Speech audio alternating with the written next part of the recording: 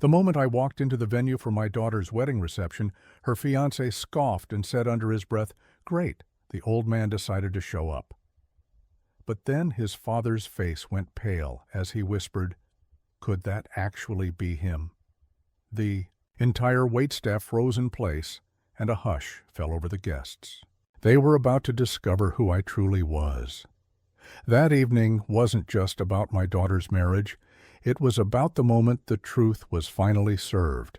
Before we continue, please subscribe to the channel and let us know where you're listening in the comments. A quaint little home. A bit dated, wouldn't you say? Ethan Davenport stood at my front door, his eyes sweeping over the oak floors and classic floral wallpaper like a critic assessing a forgotten art piece. His perfectly tailored casual wear, crisp chinos, and a designer polo that likely cost more than my entire weekly food bill practically screamed his discomfort with the surroundings. "We're fond of it," I said, managing a weak smile as I moved to let him inside. Clara was raised in this house. My daughter emerged from the kitchen, looking lovely in a yellow sundress, her hand fidgeting with her engagement ring. "Ethan, you made it all right?" She gave him a kiss on the cheek, and I couldn't help but notice he barely reciprocated. "The GPS struggles a bit in this part of town," he replied. His gaze drifted again, this time to the collection of family photos on the hallway wall, the well-loved but quality furniture my late wife and I had gathered over the years. "Your generation doesn't really get modern interior design, does it?"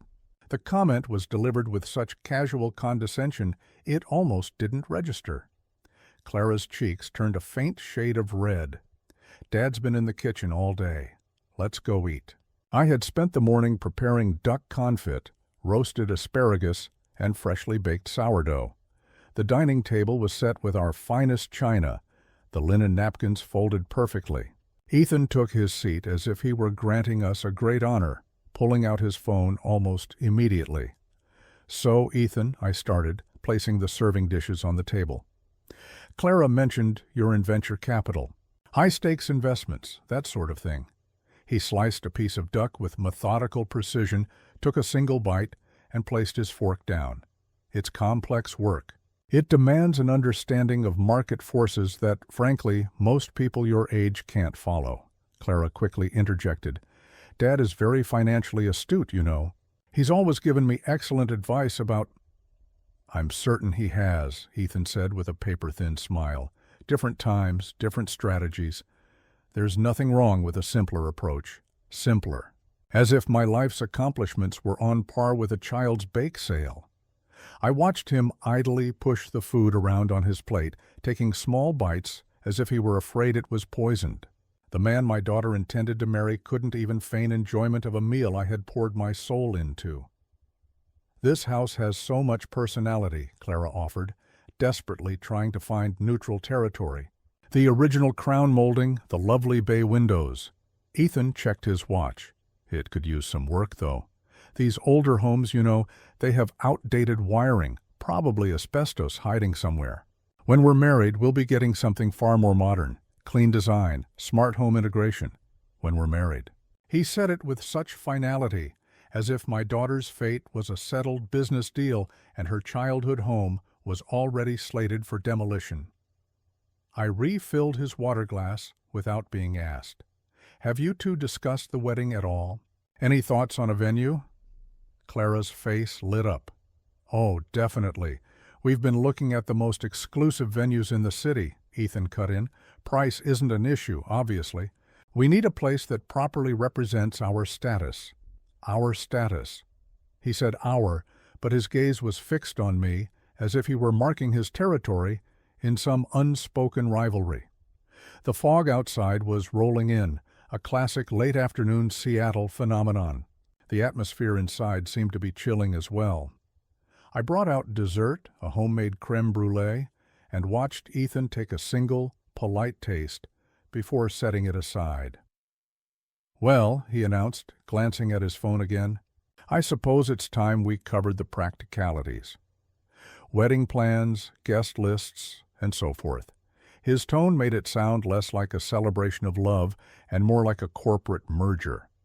I looked at my daughter, who was still trying to keep the conversation afloat, still trying to make everything work. Her happiness was more important than my wounded pride. But a cold feeling was taking root in my stomach, an idea beginning to crystallize. This man viewed us as relics, outdated models to be upgraded and replaced. He had made that abundantly clear. What he didn't realize is that some old relics have very sharp edges. The topic had now shifted to wedding venues, with Clara mentioning a few places she'd seen in magazines. This was my opening. "I know a fantastic restaurant for a wedding," I offered, clearing the dessert plates. "Very reasonable rates, but the quality is superb. The chef is a true artist with affordable ingredients." Ethan's fork hit his plate with a loud clatter. "We're not charity cases. The wedding will be held at my father's restaurant, the Davenport Estate, the most prestigious dining establishment in the city."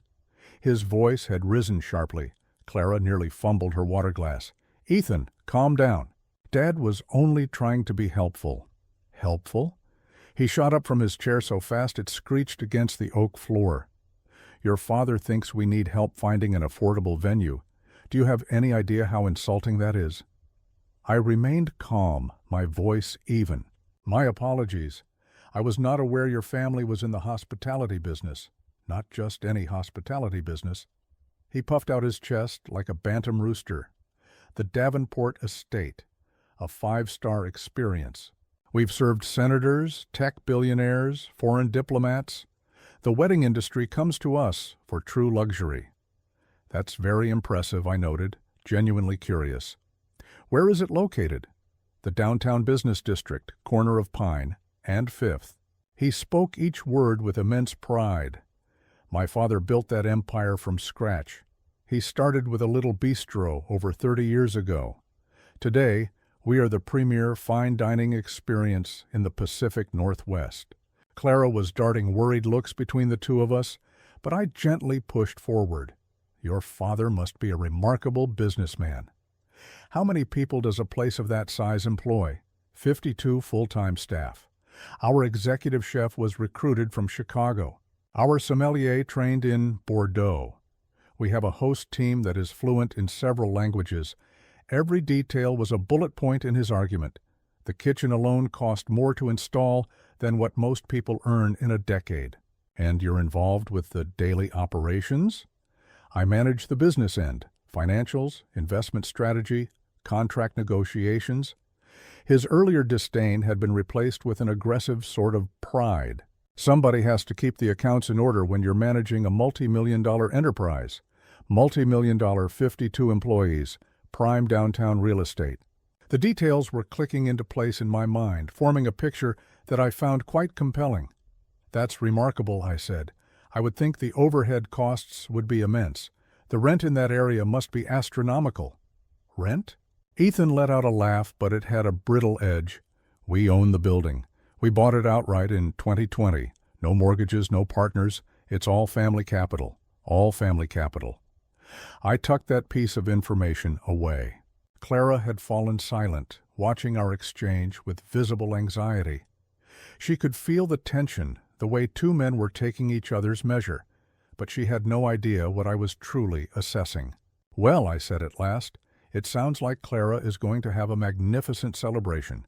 I have no doubt your father's restaurant will be the perfect setting for the wedding she deserves." "Precisely." Ethan smoothed his polo shirt, content that he had asserted his dominance. "The Davenport name carries weight in this city.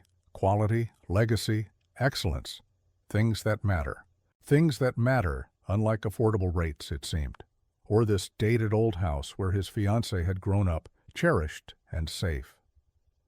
I could tell he was finished with this visit, eager to return to his world of high finance and modern architecture. The meal was over for him, even with my crème brûlée sitting mostly uneaten. Speaking of the restaurant, I asked offhandedly, "What type of cuisine does your father's place feature?" "Contemporary American with classical French technique. Prix Fixe menus start at $150 a head. Wine pairings are extra. We're fully booked through the end of the year." He glanced at his watch again, this time with more purpose. "In fact, I should probably get going. I have an early start tomorrow." The fog outside had thickened into a proper Seattle soup, and I could tell Ethan was already halfway out the door, but he had given me everything I needed. Pride-fueled details about his family's business, a specific location, and financial boasts passed off as conversation.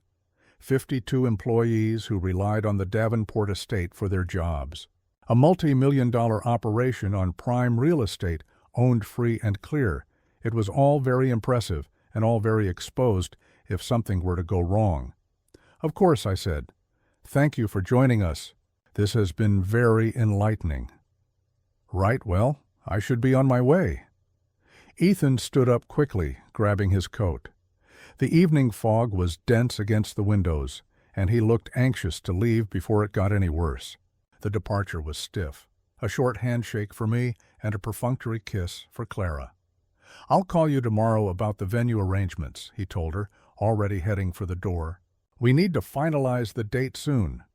I watched from the doorway as he got into his sleek black Audi. Of course, it was an Audi. He sped off with an unnecessarily loud rev of the engine.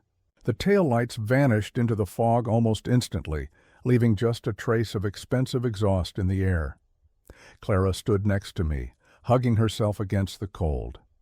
I'm sorry about Ethan, she said softly. He's just incredibly proud of the family business.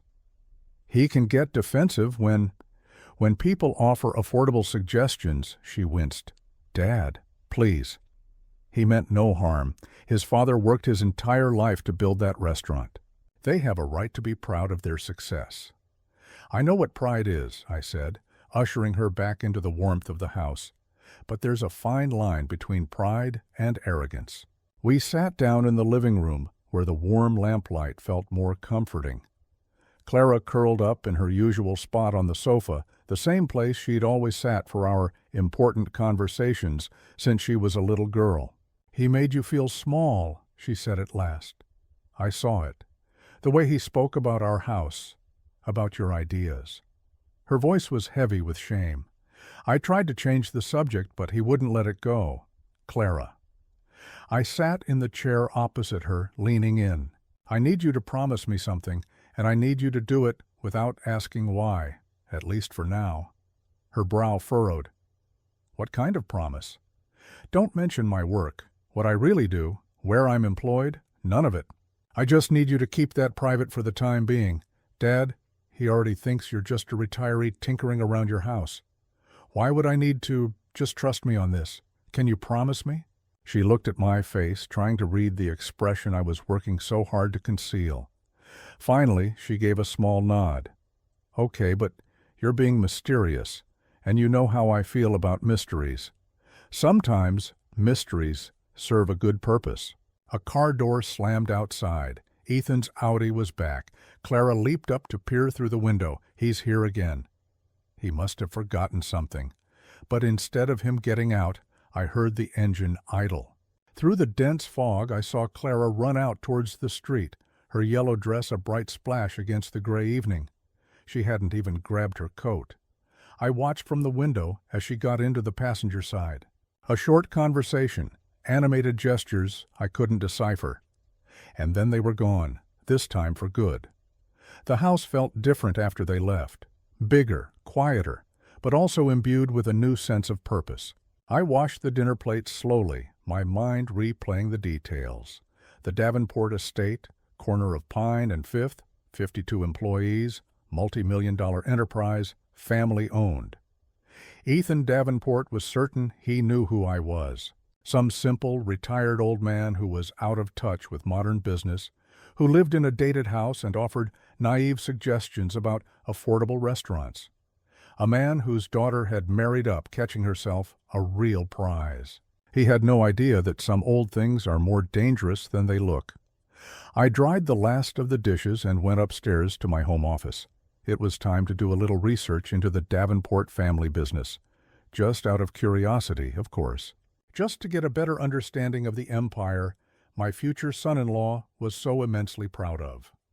My computer screen cast a glow in the darkened room, its light reflecting on the window, where the fog pressed in like a curious observer. My office was a refuge after the performance I'd endured that afternoon.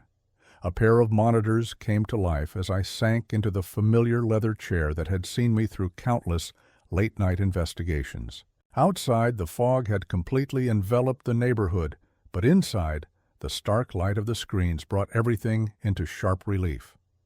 I typed the Davenport Estate Seattle into the search engine and watched the results fill the page. Their official website was the first link. It was filled with professional photos of exquisitely presented dishes, shots of the opulent dining room, and glowing testimonials about their exceptional food and flawless service. The kind of online presence that costs a fortune. The location was confirmed: 1215 Pine Street, corner of 5th, right in the heart of the downtown business district, just as Ethan had boasted. Hours of operation: Wednesday through Sunday, 5:30 to 10:30 p.m., closed Mondays and Tuesdays. Prix-fixe menu starting at $150 per person, just as he'd claimed. But websites are marketing. Reviews tell the real story. I navigated to Yelp, Google Reviews, and OpenTable. A troubling pattern appeared immediately, far too quickly for a reputable establishment. The reviews were mixed but skewed heavily negative over the last 6 to 8 months. There were complaints about glacial service, overpriced and underwhelming food, and a staff that acted as if they were gracing customers with their presence. Waited 45 minutes just for our appetizers, one recent review read. My steak was overcooked and cold. When I pointed it out, the waiter just shrugged and said the kitchen was busy, never coming back. Another read, beautiful decor, atrocious execution. Our server vanished for 20 minutes at a time. The food was lukewarm by the time it reached our table. For these prices, it's completely unacceptable. I took out a yellow legal pad, an old habit from years of note-taking, and began to write. Service issues were a consistent theme across all platforms. Food quality had been in decline for the past year. Staff attitude was universally described as arrogant or apathetic. Perhaps these were just competitors posting fake reviews or entitled customers with unreasonable expectations. But the complaints were too consistent, too specific. Real patrons mentioned particular dishes, named specific waiters, and cited specific dates. This wasn't a smear campaign. This was a business in a nosedive. My pen tapped rhythmically as I delved deeper. Public Health Department records from the city's website. 3 violations in the last year. Cross-contamination risks. Improper food holding temperatures. These weren't just minor slips. They were signs of systemic problems. Elite restaurants don't let things like this happen. Ethan had described a bastion of culinary perfection, a 5-star destination for senators and tech billionaires. But the data painted a very different picture, a restaurant coasting on its old reputation while the current operation was falling apart. I leaned back, staring at the screen. This was no longer just about my daughter's wedding venue. This was about her future with a man whose family's empire might be built on a foundation of sand. The time on my computer showed 5:30 p.m. dinner time for many, but the Davenport estate wouldn't open again until Wednesday. I had 2 days to decide whether to dig further or to hope the negative reviews were just anomalies and that Ethan's bluster was justified. 2 days to choose between being a concerned father and a meddling old fool. I closed my laptop with a quiet snap, but the restaurant's address was now burned into my memory. 1215 Pine Street, Wednesday through Sunday. Perhaps it was time to see for myself if the Davenport empire was as solid as Ethan believed. Tuesday passed with agonizing slowness. I spent the weekend replaying Saturday's dinner, dissecting every patronizing remark, every dismissive wave of his hand. By Tuesday evening, my curiosity had solidified into resolve. The downtown fog was a thick blanket as I walked the few blocks from the Westlake Light Rail Station to 1215 Pine. The Davenport estate occupied the ground floor of a beautifully restored historic building. Its exterior promised classic sophistication with brass accents, etched glass, and a deep green awning with gold script. In the restaurant world, First impressions are everything, and theirs was flawless. A hostess in a chic black dress and a practiced smile met me at the door. "Good evening, sir. Do you have a reservation with us tonight? I was hoping you might have an opening for one." Her eyes scanned my sport coat and slacks. Presentable, but clearly not a regular. "We are rather full this evening, but I believe we can find a place for you." Her tone implied she was granting me a great privilege. "This way, please." She led me to a small two-top table right next to the kitchen entrance, the kind of table reserved for walk-ins and solo diners the staff deemed insignificant. That was fine with me. It offered a better vantage point for observing the restaurant's operations. The dining room was trying its best to be elegant, with dark mahogany panels, starch white linens, and soft light from crystal chandeliers. But my practiced eye saw what others would miss: smudges on the glassware, a small tear in the upholstery of a nearby chair, the carpet worn bare in the main walkways. These were the telltale signs of deferred maintenance, of corners being cut where management hoped no one would look too closely. A waiter appeared with a menu. He was young, likely a college student, and possessed that specific type of smugness that comes from working at a place that believes it's exclusive. "May I get you started with a beverage?" he asked, his focus already wandering to a larger, more promising table. "Just water for now." "I'll need a moment with the menu." He gave a curt nod and vanished. I perused the offerings. Contemporary American with French influences, just as Ethan had said. A ribeye steak for $62, sea scallops for $45, braised short rib for $42. These were premium prices that demanded premium performance. Around me, the restaurant buzzed with a strained energy, the kind that comes from a staff trying too hard to project an image of calm efficiency. Servers moved with choreographed haste, but I could see the rhythm was off.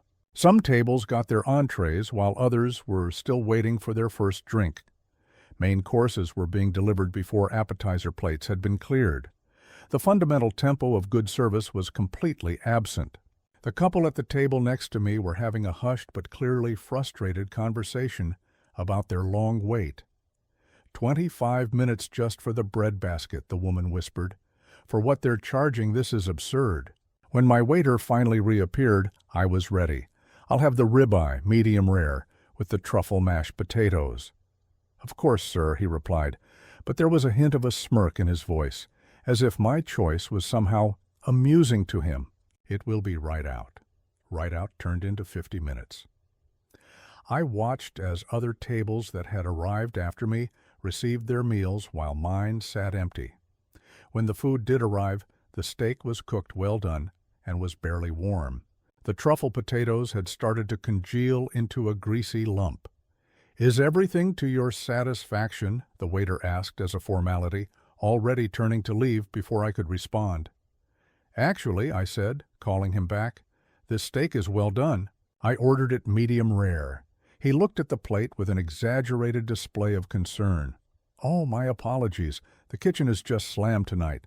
I can have them remake it, but it will likely be another half an hour." Another half an hour in a restaurant that commanded top dollar and advertised impeccable service. I thought about the health code violations, the string of negative reviews, the declining quality hidden behind a facade of luxury. "That's all right," I said. "I'll just eat it as is." The relief on his face was almost funny. It was clear their strategy was to make complaining customers wait so long that they eventually gave up. A clever way to cut kitchen costs while maintaining the illusion of accommodating service. I ate slowly, taking in everything, the staff whispering in corners, complaining about both customers and management. The sounds of clattering pans and angry voices from the kitchen. It was the unmistakable sound of a workplace where standards had dissolved and no one had the motivation to fix things. By the time I asked for the bill, I had seen enough. This was not a five-star establishment playing host to senators. This was a failing business running on fumes, serving subpar food to customers who were either too polite or too intimidated to complain. And my daughter was planning her wedding reception here. The thought was more sickening than the overcooked steak. The bill arrived, an indictment on the table. $95 for a mediocre meal and dismissive service. I was reaching for my wallet when I heard a door slam from the back of the restaurant, followed by the sharp click of expensive shoes on tile. What is he doing in here? The voice, filled with undisguised authority and rage, cut through the dining room's low hum. I turned to see Ethan striding out of what must have been a manager's office, his face a blotchy red as he saw me sitting at my corner table. The other diners started to notice the disturbance, their conversations tapering off into whispers. He marched across the restaurant like a general on a battlefield, navigating between tables with a barely contained rage. The staff I had been watching all night suddenly became intensely busy, staring at the floor and avoiding eye contact with their boss. "What do you think you're doing here?" he snarled, stopping at my table with such force that the water glasses rattled. "Did you come here to spy on my family's restaurant?" I placed my napkin on the table, maintaining the calm demeanor I had honed over decades of high-pressure situations. "I was simply having dinner, Ethan. This place has quite the reputation." "That is absolute nonsense." His voice jumped an octave, and now every table was staring. "You're here to stir up trouble, to try and sabotage our business."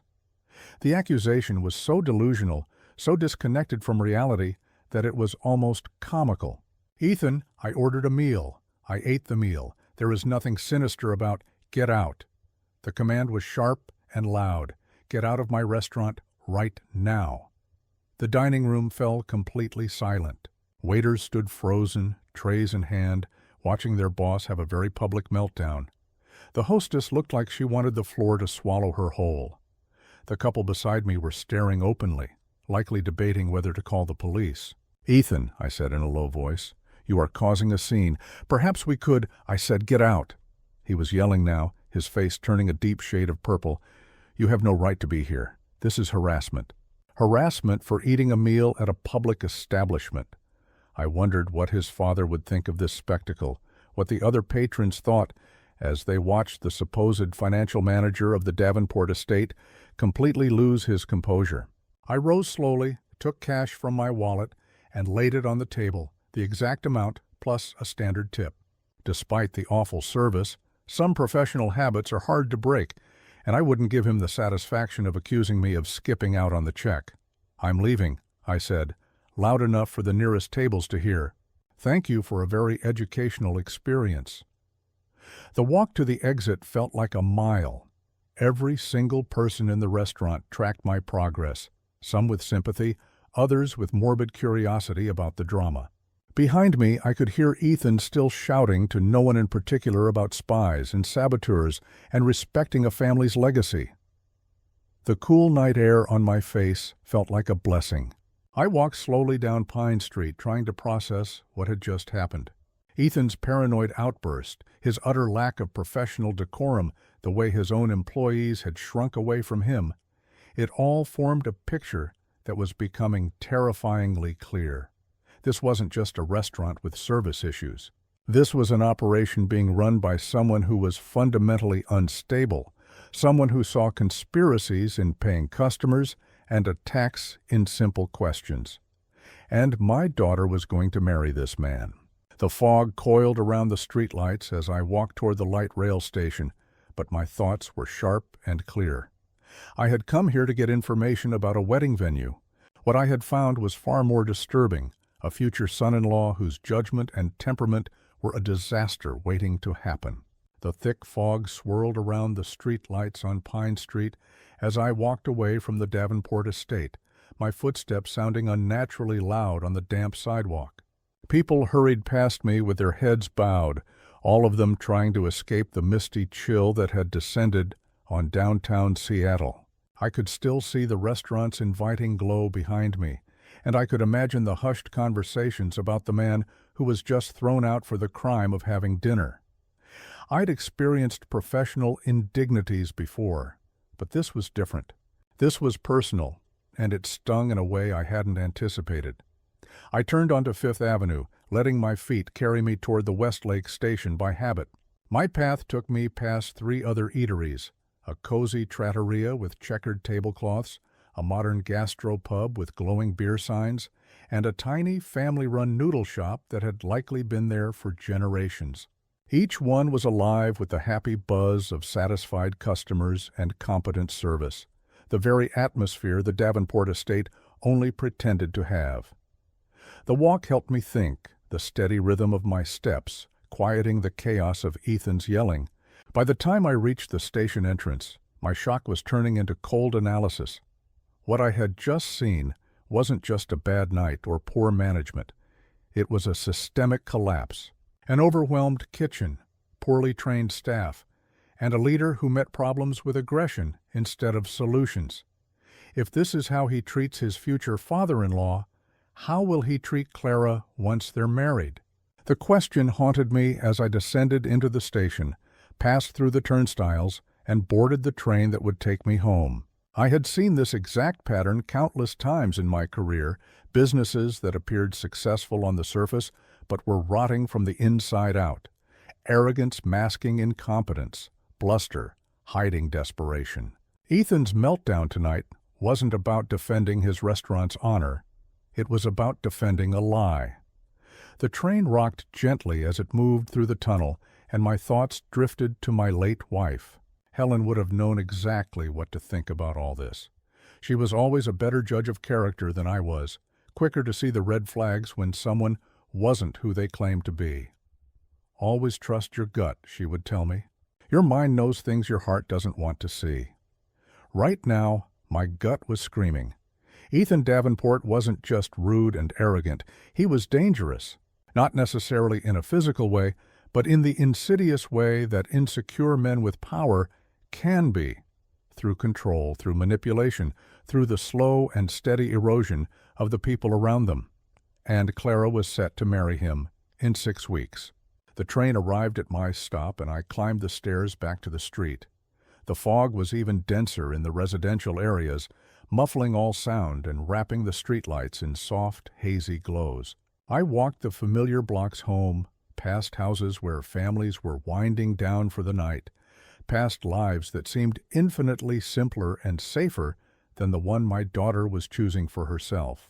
By the time I unlocked my front door, my professional instincts were fully engaged. I now had information, hard evidence of poor business practices, unstable leadership, and a man with serious character deficiencies. The only question was what to do with it. Inside, the house was too quiet, too big. I hung my coat in the hall closet and was about to turn on a light when my phone rang. How could you do this to him, Dad? Ethan told me everything. Clara's voice was a physical blow, raw fury crackling over the line. No hello? No what happened? Just a direct assault from someone who had already decided who was guilty. Clara, it's not what you think. He said you went to his restaurant just to start a fight, that you made a scene and embarrassed him in front of his staff and customers. Her voice cracked, anger warring with pain. How could you try to humiliate him like that? I sank into a living room chair, still in the dark. I went for dinner, Clara, that's it. I just wanted to see the place. You went to spy on him, to find something wrong with his family's business. Every accusation was a hammer blow. He trusted you enough to tell you about his restaurant, and you threw it back in his face. The manipulation was masterful in its speed and efficiency. Ethan had reached her first, framed the entire narrative, and painted himself as the victim before I had even made it home. My calm, logical daughter, the woman who always considered all sides of an issue, had been turned into a weapon and aimed squarely at me.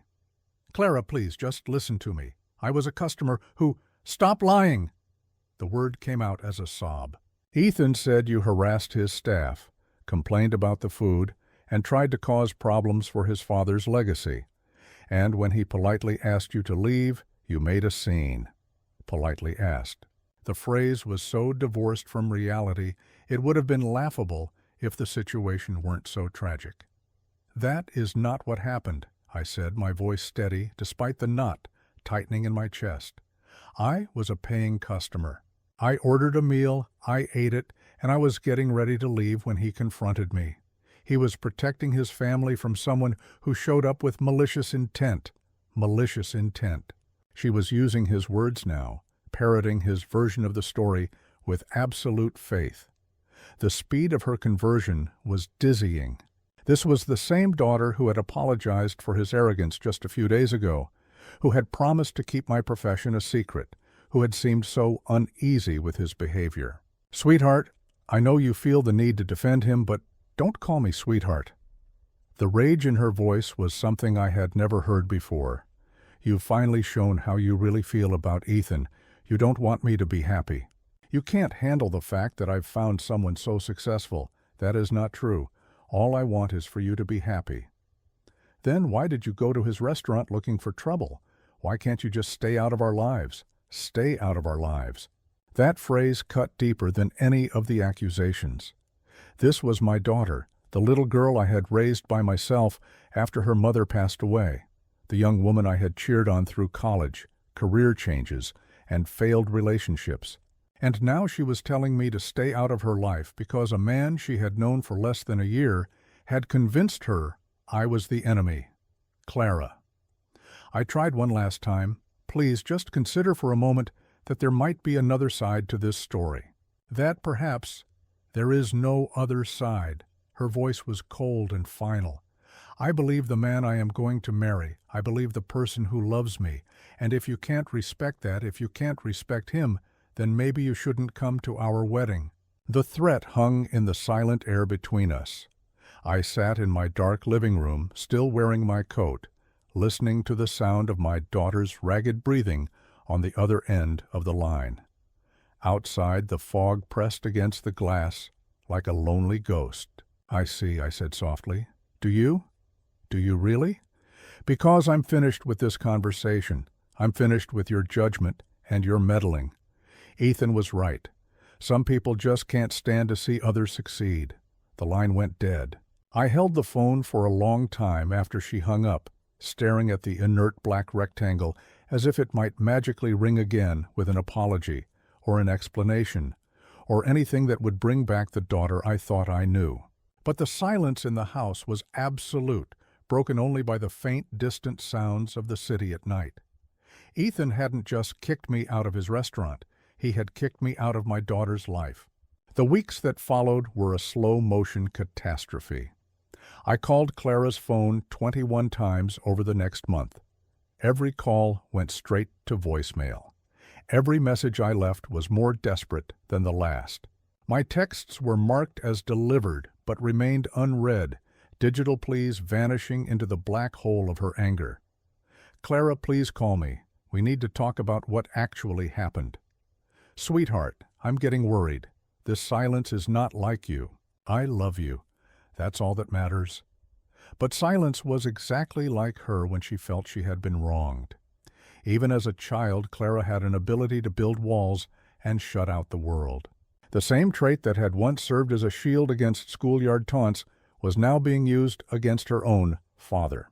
My home felt cavernous without her weekly visits, without the sound of her laughter bouncing off the kitchen walls as she helped me prepare Sunday meals. I caught myself setting the table for two out of sheer habit, only to stare at the empty chair where she used to sit, complaining about her job, asking for advice on men who weren't good enough for her, and planning a future that had seemed so full, a promise just a month ago. A future that now had Ethan Davenport at its center. I buried myself in my work, staying late at the office, and taking on assignments I would normally pass to my team, anything to delay coming home to the oppressive quiet. My co-workers noticed the change, but chalked it up to stress.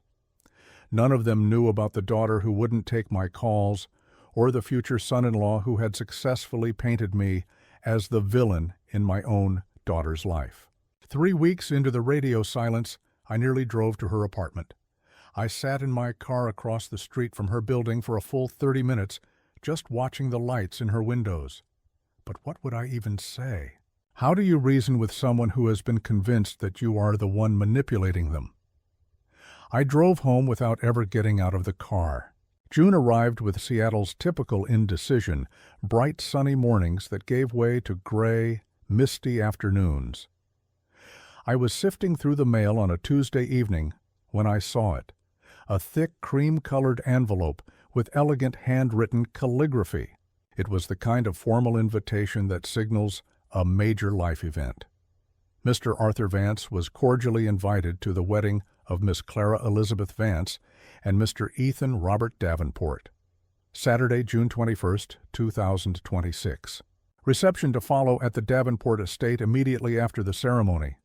I held the invitation, turning it over and over in my hands as if it were a strange artifact. After weeks of complete silence, she had still invited me. It could have been out of a sense of obligation, or maybe a flicker of hope. Or perhaps Ethan had insisted on it, a final power move to make her father watch as she married the very man he had warned her against. The reception was at the Davenport estate. Of course it was, the same place where I had been publicly berated and ejected, the place where Ethan had shown his true colors to a room full of people. They expected me to watch my daughter toast to her new life in the exact spot where her fiancé had revealed the kind of man he truly was. I placed the invitation on my kitchen table and stared at it while my coffee maker gurgled. I had less than 2 days to decide whether to attend the wedding of a daughter who refused to speak to me, to watch her tie her life to a man I was certain would make her unhappy. Less than 2 days to figure out a way to save Clara from making the worst mistake of her life. The coffee went cold in the pot as I sat there, formulating a plan. My professional mind kicked into gear, assessing risks, identifying opportunities, and gaming out all the ways this could go terribly wrong. But underneath all the strategic calculations was something far simpler and more potent, the love of a father who refused to give up, even when giving up seemed like the most sensible option. On Saturday, Clara would marry Ethan Davenport, and on Saturday I would be there to see it. Saturday dawned overcast and cool, the sky a blanket of Seattle gray. I woke up before the sun, the wedding invitation still on my nightstand, its cream paper looking like a formal challenge in the dim morning light. Today was the day everything would change, for better or for worse. The shower was scalding hot, the steam filling the bathroom as I tried to will the tension out of my muscles. I'd always relied on methodical preparation to steady my nerves before a difficult assignment, and today was no exception. Shave carefully, check for any missed spots, comb my hair until not a single strand was out of place. In my closet, I considered my suits with the same critical eye I normally reserved for restaurant menus: navy blue, charcoal, classic black. Each one conveyed a different message. Today required an air of authority wrapped in quiet respectability. I chose the charcoal wool suit with a faint pinstripe, tailored to project competence without being flashy. The tie took longer to select. I settled on a deep burgundy silk. For the final touch, the sterling silver cufflinks my late wife had given me on our 20th anniversary. Polished Italian leather shoes that shone like dark mirrors. When you're dealing with people who judge on appearances, every detail is a weapon. I stood before the mirror and barely recognized the man looking back. The stress of the past month had etched new lines on my face, adding a gravity that hadn't been there before. My professional armor was complete. The wedding gift was wrapped on my dresser, a crystal vase from a high-end department store. It was elegant and tasteful. Nothing that would give away my true financial situation or profession. It was just a simple, thoughtful present from a father to his daughter. The card tucked inside said only 3 words: I love you, always. I checked the time, 8:30 a.m. The ceremony started at 2 p.m. with the reception to follow. That gave me plenty of time to drive downtown, park, and get into position before the critical moment. Keys, wallet, the invitation secured in the inner pocket of my suit. I took one last look around the house that had felt so desolate for the past month, knowing that when I returned, things would be irrevocably different. Either I would have my daughter back, or she would be gone for good. But Ethan Davenport was about to find out exactly who he had picked a fight with. The front door clicked shut behind me with a sound of finality. It was time to remind a few people that respect is not optional and that some old men have a much harder bite than you'd expect. The Davenport estate had been decorated to look truly elegant. Drapes of white silk concealed the worn furniture I'd seen on my last visit, and carefully placed lighting created warm, inviting spaces that hid the water stains and threadbare carpet. It was wedding magic, a beautiful illusion hiding a flawed reality, the perfect metaphor for the occasion. I made my entrance during the cocktail hour, my eyes scanning the crowd. Guests chatted in small groups, their champagne flutes sparkling under the crystal chandeliers. The staff moved with a newfound efficiency, clearly under orders to be on their best behavior for the boss's son's wedding. Dad. Clara's voice was like a pardon, cutting through the low murmur of the reception. She was suddenly at my side, dressed in an ivory silk gown with intricate beading that shimmered when she moved. She was so beautiful it hurt, radiant with a happiness that made my heart ache with a fierce, protective love. "I'm so glad you made it," she whispered, giving me a tight hug. "I was so worried. After everything, wild horses couldn't have kept me away," I said, and I meant it. "You look breathtaking, sweetheart." A wave of relief washed over her face. "I missed you so much. This last month has felt so wrong without you." I noticed several of the restaurant's employees casting nervous glances our way. The word was clearly spreading among the staff. The man from that night, the one who had that awful confrontation with the boss, was back. A current of anxiety began to ripple through the room. Across the reception hall, near the bar where the toasts were about to begin, I saw Ethan in a deep conversation with an older man I presumed was his father. Robert Davenport had the same arrogant posture as his son, but it was tempered by the exhaustion that comes from actually running a business. They were talking intensely, gesturing toward different parts of the room. "Oh no, that old man showed up again." Ethan's comment carried farther than he meant it to, and several guests nearby turned to look. His father followed his son's gaze, and his eyes landed squarely on me. "Is that really him?" There was a note in Robert's voice I couldn't quite place. It wasn't just surprise. It was something closer to concern, something that went beyond a simple wedding guest issue. The hushed conversation between them continued, but their body language was screaming. Robert was asking pointed questions. Ethan was giving defensive answers, and both of them kept shooting glances in my direction with increasing alarm. Whatever they thought they knew about me, it was enough to cause them real distress. I stayed by Clara's side, playing the part of the proud father, while I observed the room with a professional's eye. Staff members were whispering to each other, some pointing subtly at me. Other guests were starting to pick up on the tension, their conversations quieting as they sensed that a drama was unfolding just beneath the surface of the celebration. Robert Davenport adjusted his tie and started walking toward us, his face a carefully constructed mask of neutrality, but his eyes were sharp and calculating. The moment I had planned for was here. Behind him, Ethan watched with a look of pure dread, clearly terrified of what was about to happen. It was time for introductions. "Good afternoon." Robert Davenport offered his hand, his hospitality practiced, but I saw the way he was scrutinizing my face. "I'm Robert Davenport, the groom's father and the owner of this restaurant. I don't think we've had the pleasure." "Arthur Vance," I said, returning his handshake with a firm, confident grip, "the bride's father." "Ah, yes, of course.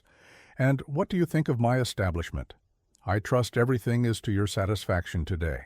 The question was a loaded one, carrying far more weight than polite small talk. The guests closest to us had started to listen in, sensing that this was more than just a casual chat. "Don't you worry," I said, my voice clear and precise, loud enough for those nearby to hear. "Today, I am merely a guest, not a food critic." The effect was instantaneous. Robert's hand went limp in mine, his eyes widening in shock and recognition. Several guests who had only been half listening now gave us their full attention. The words "food critic" spread through the crowd like a shockwave. Waiters froze in place, realizing in that single moment that their previous treatment of this man had been a colossal mistake. "You're," Robert started to say, then caught himself. his professional composure at war with his obvious panic. "Arthur Vance of the Seattle Times," I confirmed calmly. "Although, as I said, today I am only here to celebrate my daughter's wedding." Clara stared at me, a look of complete shock and dawning comprehension on her face. "Dad, you're a food critic? That's your real job?" Before I could reply, Ethan was at my side, his face ashen. The arrogant man who had humiliated me 6 weeks ago was gone, replaced by someone who knew exactly how much trouble he was in. "Please," he whispered, his voice shaking with a desperate panic, "please forgive me. I had no idea who you were. I would have never... The way I treated you..." "I see." I looked at him with the same dispassionate focus I usually reserved for overcooked fish and overpriced wine lists. "Forgiveness is a complicated thing, Ethan. Especially since, because of you, my own daughter wouldn't speak to me for an entire month." The reception carried on around us, but we were now the undeniable center of attention. Robert was frantically trying to do damage control with nervous smiles and quiet apologies, while his staff exchanged looks of pure horror. Ethan's hand trembled as he reached for a glass of champagne. "Whatever I can do to make this right, anything at all." "What you can do," I said, my voice calm and measured, "is start treating people with respect, regardless of who you think they are or what they can do for you." Clara slipped her arm through mine, the final pieces of the puzzle clicking into place in her mind. "This is why you told me not to mention your job. Sometimes it's useful to see how people act when they think no one important is watching," I told her, my eyes still fixed on Ethan's face as it cycled through shame, fear, and a desperate, frantic calculation. The man who had called me a meddling old fool who had thrown me out of his restaurant like a trespasser now stood before me, begging for a forgiveness he hadn't earned. Justice had been served not with revenge, but with the simple, undeniable power of the truth. Robert cleared his throat, ever the diplomat. "Perhaps we should all discuss how we can move forward from this." I looked at my daughter, still radiant in her wedding dress, but now seeing her new husband for who he truly was for the very first time. The choice of what to do next was hers, and hers alone. But at least now she would be making it with her eyes wide open.